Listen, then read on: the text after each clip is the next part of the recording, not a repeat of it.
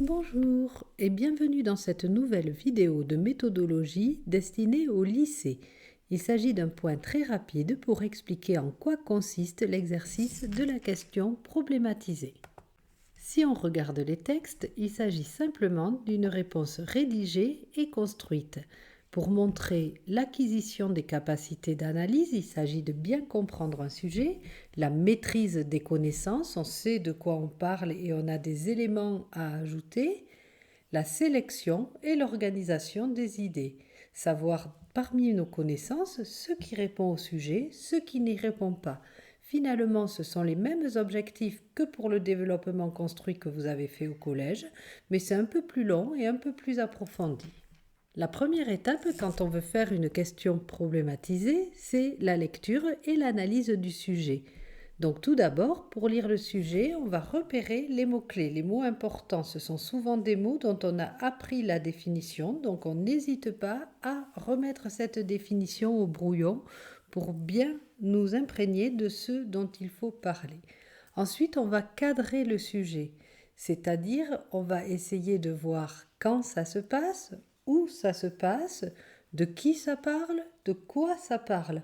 Répondre à ces petites questions nous permet là aussi d'éviter le hors-sujet, de bien voir de quoi il faut parler rien qu'en lisant le sujet.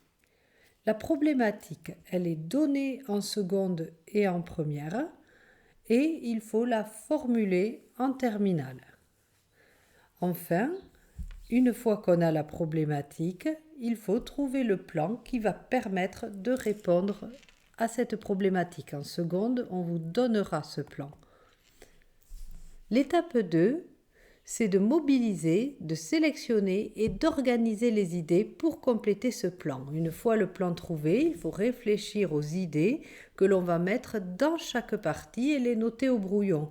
Je vous propose pour cela deux systèmes, soit le système des colonnes, on fait rapidement une colonne pour chaque partie du plan et on note dans chacune d'entre elles les idées.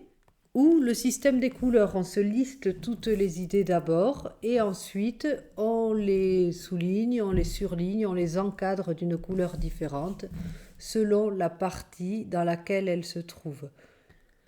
La seconde méthode permet peut-être de moins se brider, de pas renoncer à une idée parce qu'elle ne fait pas partie de cette idée, la noter même si on ne sait pas trop où on va la classer.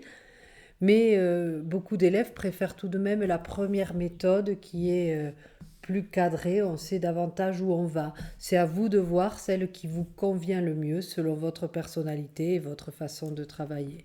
Vous pouvez aussi en tester l'une, tester l'autre et à force de vous entraîner, vous verrez celle qui vous correspond le mieux. Peut-être ça dépendra des sujets aussi. Étape 3, il s'agit de rédiger l'introduction. Alors l'introduction commence par le cadre justement. On définit les mots-clés, on cadre le sujet. Deuxième étape, on formule ou on recopie lorsqu'elle est donnée la problématique. Et troisième étape, il s'agit d'annoncer le plan. Alors, il y a une étape qui est facultative au début, qui est importante ensuite. Si vous la sentez dès la seconde, allez-y. C'est commencer par une accroche. Une accroche, c'est quelque chose qui va donner envie de lire votre sujet, de lire votre copie. Donc, faire une accroche, c'est donner par exemple une citation ou un élément mystérieux, un peu, qui donne envie d'en savoir plus, une anecdote, un événement local. Bref, une accroche, c'est donner envie de lire votre travail. L'étape suivante, bien sûr, c'est de rédiger le développement. Alors, lorsque vous rédigez le développement, il faut bien rendre visible l'organisation, c'est-à-dire on n'hésite pas à sauter 2 lignes après l'introduction, une ligne entre chaque partie, on revient bien à la ligne entre chaque idée qui forme chacune un petit paragraphe, on laisse un alinéa au début du paragraphe. Déjà, lorsque l'organisation est visible, ça donne une bonne impression au correcteur, on a l'impression de savoir où vous voulez aller. Pensez bien aux mots introductifs et de liaison, les tout d'abord, de plus, ensuite, qui montrent que votre pensée est bien organisée à nouveau. Et je vous conseille de développer un exemple pour chaque idée que vous donnez. L'étape suivante consiste à rédiger la conclusion. Donc encore une fois, pensez à sauter 2 lignes entre le développement et la conclusion, comme vous avez fait entre l'introduction et le développement. Alors, il faut montrer dans cette conclusion que chaque partie du développement a apporté un élément de réponse à la problématique. Et on termine par une ouverture liée au sujet. C'est-à-dire, on peut ouvrir en histoire sur l'époque suivante, sur ce qui va se passer après, ou sur le même problème qui apparaît dans un autre espace en géographie.